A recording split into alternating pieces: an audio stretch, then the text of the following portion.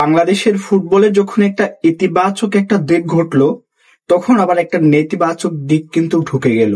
ফাহামুদুলকে কেন ইতালি ফিরিয়ে দিলেন বাফুফে, মানে এটা বাংলাদেশের দর্শকের কাছে একেবারেই অজানা।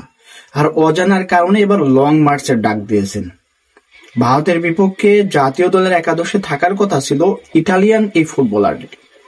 শুনতে অবাক লাগছে, ইতালিয়ান ফুটবলার, হ্যাঁ বাংলাদেশি প্রবাসী, তিনি ইতালিতে ফোর্থ যে একটা ক্যাটাগরি আছে, যেমন জাতীয় একটা দল আছে, তারপরে সেকেন্ড টার্মের একটা দল আছে, থার্ড টার্মের একটা দল আছে, তো ফোর্থ টার্মের দলে কিন্তু খেলেন এই ফাহামুদুল। এখন বাংলাদেশের ফুটবলে হামজা চৌধুরী আসার কারণে যে ইতিবাচক দিকটা তৈরি হয়েছিল, তারা শুধুমাত্র জানিয়ে দিয়েছে যে তার বয়সটা কম, এজন্য আসলে তাকে দলে নেবে না। বাংলাদেশের না, শুধুমাত্র মানে ওয়ার্ল্ড ফুটবল ইতিহাসে মানে এরকম তথ্য দেওয়াটা মনে হয় নেতিবাচকই হবে, কারণ কেননা অন্য কোনো ফুটবল টিমে এটা নাই।